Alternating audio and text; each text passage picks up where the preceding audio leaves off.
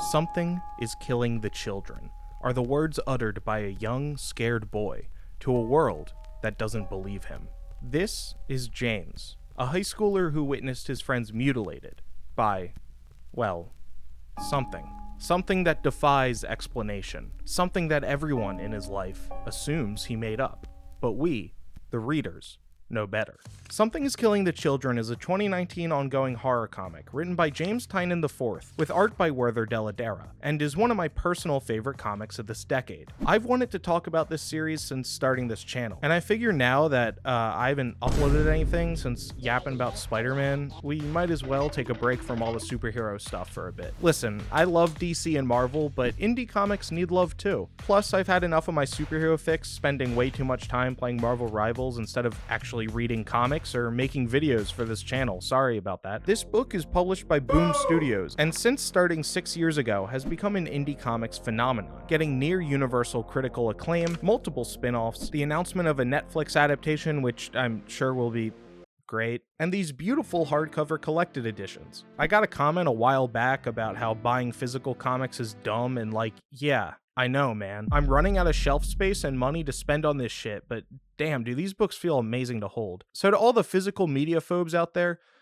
just let me waste my money. Now, the story of Something is Killing the Children is fairly simple. We follow the protagonist, Erica Slaughter, a mysterious and stoic woman whose eyes show us that she has seen some scary shit. She works for an organization called the House of Slaughter, whose mission is to kill monsters. The house sends her to the small town of Archer's Peak in the Pacific Northwest, where a monster has killed multiple children, right in front of their friend James. Erica and James become an unlikely team-up. Erica, short with her words and her temper, James scared and naive, but willing to do anything to stop the monster that ate his friends. So I don't want to dive too much into the specific story beats or character choices in this video, as I really want to encourage y'all to check this book out for yourself. No, today I want to talk about the ideas behind this book. Specifically, the idea that Something is Killing the Children is about America. Well, really, it's about two Americas. One that is on the surface, this ordinary land where nothing ever happens and everything is normal, fine, and calm. The other is an America that is hiding in plain sight, a land where our most vulnerable are being slaughtered, and nobody in power is willing to do anything to acknowledge it, let alone stop it. This is a land of unspeakable horror, a nation of monsters. A nation that only those who are directly impacted by it can fully see. The story of Something is Killing the Children is one we've heard 1,000 times before. It's a classic small-town Americana horror story, giving homage to classics like Stephen King's It, or David Lynch and Mark Frost's Twin Peaks, or even contemporary pop culture like Stranger Things. With some superhero-inspired fight choreography to add a unique twist on the tropes, the series is clearly using genre conventions to convey that this is a story we know. Evil comes to a small town, the authorities are not prepared for it, or worse, don't believe it, until an outsider comes in to help. But unlike, say, Twin Peaks protagonist Agent Dale Cooper, Erica Slaughter is not someone who adheres to the rules and codes of the agency she represents. Like I said, Erica is a member of a secret society, the House of Slaughter, an organization that is tasked with killing monsters. Monsters that only children and those within the House of Slaughter can see.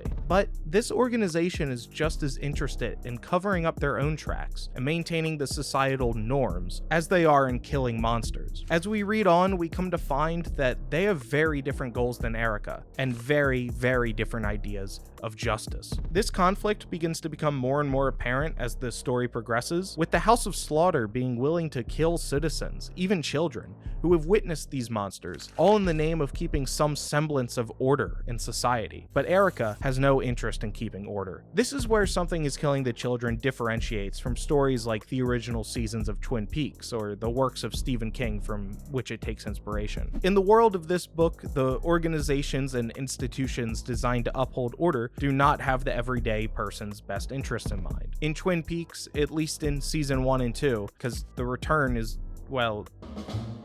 Hi! What the hell? a different story, Cooper never needs to question the authority of the FBI, which he represents. In this world, the FBI, as well as the ideals of not what America is, but what it could and should be, are infallible. They are an unquestionable good. Alternatively, in Something is Killing the Children, Erica knows from the start that the House of Slaughter does not have noble intentions. She is simply using their resources and her power within this institution to do the most good she can personally do. However, this is a short-lived situation, as the more she strays from the stated goals of the House, the more the House's patience is tested, and their conflict escalates until it becomes clear that Erica cannot do any more good within this organization. Erica realizes that the only way to actually fix the system is to break it. Everything good she has done within the House of Slaughter is almost always counteracted by the House's own self-preservationist actions. She's in a very unique situation in this story, where she not only knows that monsters exist, but she knows that the House of Slaughter lies to the general population and kills them if it means protecting their secrets. Although they claim their intentions are noble and for the greater good, Erica questions, what kind of greater good are they really protecting here? One where the status quo is that kids get killed or disappear at the hands of monsters, and the House kills more people and kids to cover up that the monsters even exist? What kind of good is that? One of the great things about having this deluxe edition of Something is Killing the Children is that at the end of the book, there's an extended interview with Tynan and Deladera, as well as other creatives who work on the series. In it, Tynan states, "I don't think I'm the only one looking around our world, thinking that our institutions are rotting from the inside out. There's just the basic truth that the center does not hold, and that no system lasts forever. We live in a society that hasn't really functioned properly in 20 years, and there were plenty of people who it didn't even function for then. Your police and teachers and authority figures don't know any better than you. They are just as stressed and in the dark as to why nothing works as you are. They face the same invisible monsters. We're all kids waiting for the grown-ups to show up, and they never will. We need to be the grown-ups, and we need to save ourselves."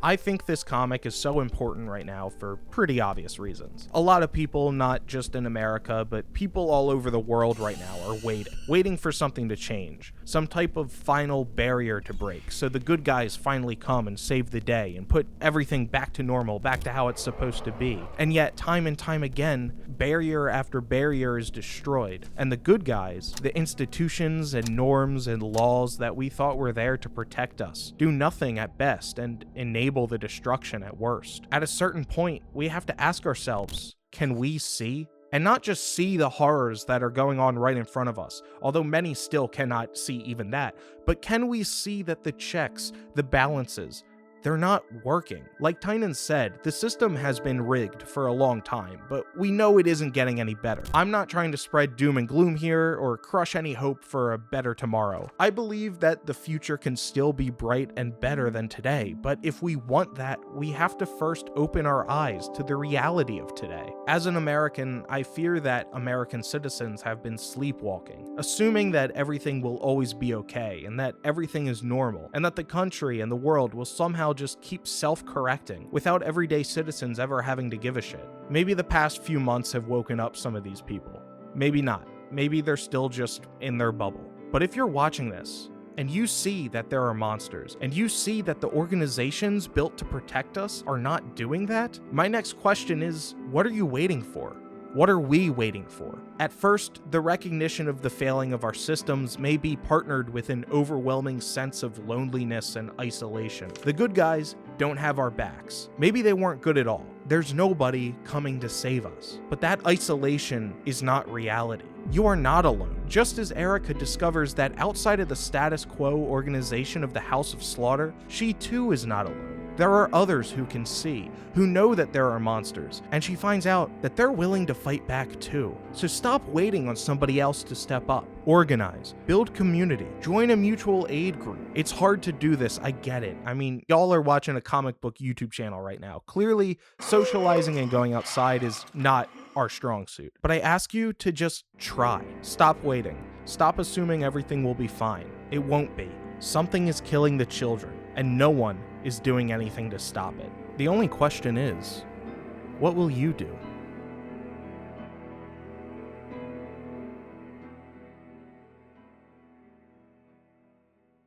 Oh we're so sorry to hear about your brother that passed away. He gets 5 big booms.